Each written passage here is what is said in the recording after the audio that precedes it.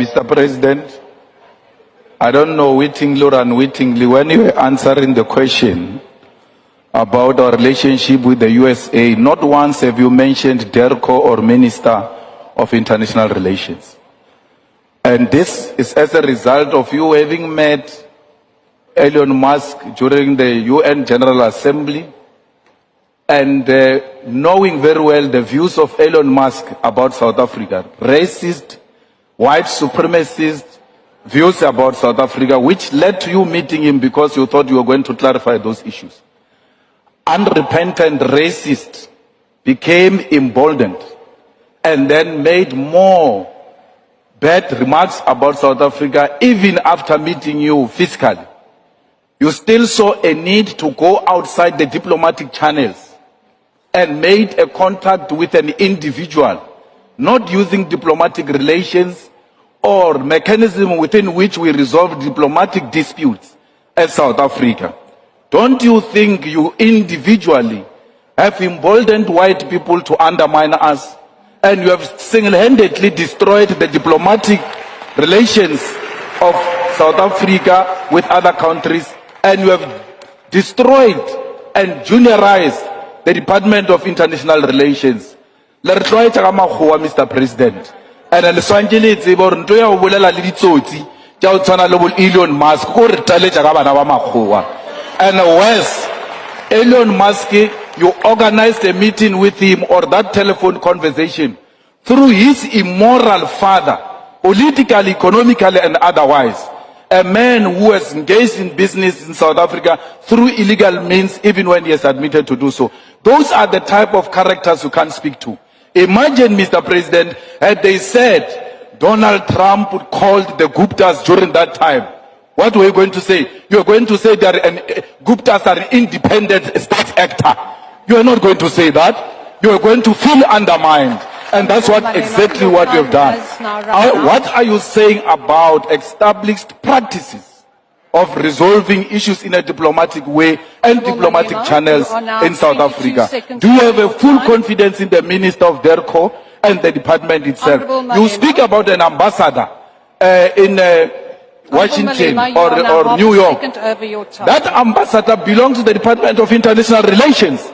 Instead of talking about international relations, leadership, and the department, you talk about ambassador. But when you talk about DRC, you talk about Minister of Defense is doing 1, 2, 3. You don't say ambassador in DRC is doing 1, 2, 3. Thank you very much. They should have asked him that question. He's preoccupying himself with the internal affairs of South Africa. What's he after? What does he want from us? Instead, they go there and ask him for help. They say we're a crime-ridden society, we need help, we need drones, we need this, that, and that. South Africa makes drones. We don't need to go to the Americans to be given drones. We make drones. So when Johan Rupert speaks about Starlink, that it must be at every police station in the country, was that the ground being prepared for that? I have no idea what that was all about. Why do we need Starlink? We have our own telecommunications systems in South Africa. We have huge cellular phone companies in South Africa. They can set up a telecommunication system for the police stations if they don't have one. But I'm sure our police stations have their telecommunication system. We don't need to go and ask the Americans for one. It seems, though, especially when you look at the police's budget currently, there's a chunk of it, right, about 80% of it being spent on personnel, and then you're looking at another portion being spent on administration. One wonders, though, how much of that is available to spend towards crime-fighting efforts in the country. So maybe, if I'm listening to what you're saying, it's time to rethink priorities in that order and stop going outside of the country to try and get more money. Well, exactly. You see, but this is to do with management of government departments of South Africa. It's got nothing to do with money, with technologies from Elon Musk. It's how to manage a department of the country, a crime-fighting department, which is the police.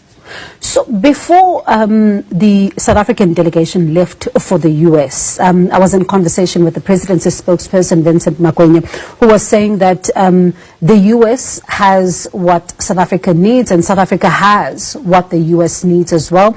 The relationship has been mutually beneficial and all of that, and it's time now to reset these particular relations.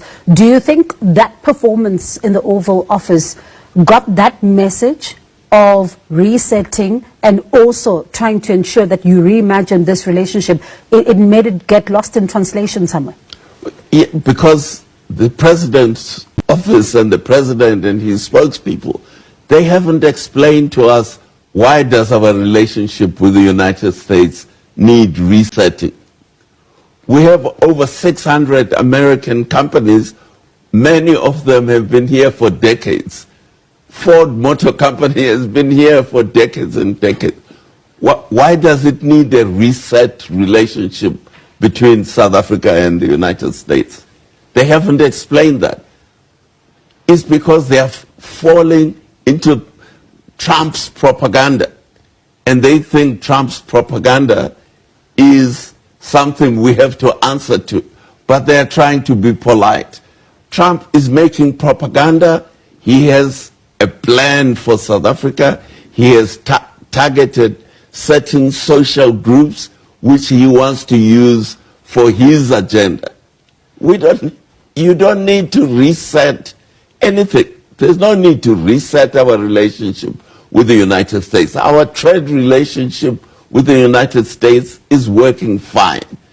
We have 600 or more American companies. Go to them and ask them, is your economic relation in South Africa, are you making a profit?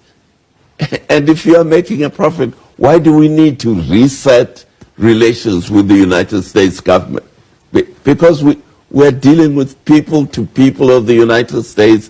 They have their companies here. Is it not perhaps because of the remarks that would have been made in the public domain, and then the Liberation Day tariffs as put out, and also how some were saying that it seems, even with the developments in the Middle East, particularly in Israel, it seems that this relationship is maybe at an all-time low or hitting rock bottom, according to some. So that could have potentially been the reason why they thought, let us go and possibly try to reset it. How do you think they should have then dealt with it? Ignore the propaganda? No, you can't. You have to tackle the propaganda head on. But they didn't. They didn't tackle Trump's propaganda. Trump has been bad-mouthing our country. They didn't tackle the propaganda he's making against others. Instead, they were on the defensive. So they should have taken Trump head on about the propaganda and why he's bad-mouthing South Africa. We have companies from his countries which are operating and making money in South Africa, but he's trying to cause trouble in our relationship between our two countries. Why is he causing trouble in the relationship between South Africa and the United States? They should have asked him that. So was it enough, in your view, to fix things, or is it the first step possibly towards a much more deeper engagement as far as bilateral relations are concerned? Well, we have to understand. You see, if we don't understand what Trump's agenda is, then there's nothing you can fix because you don't know what the problem is. If you ask our government today, what is the problem between the United States and South Africa?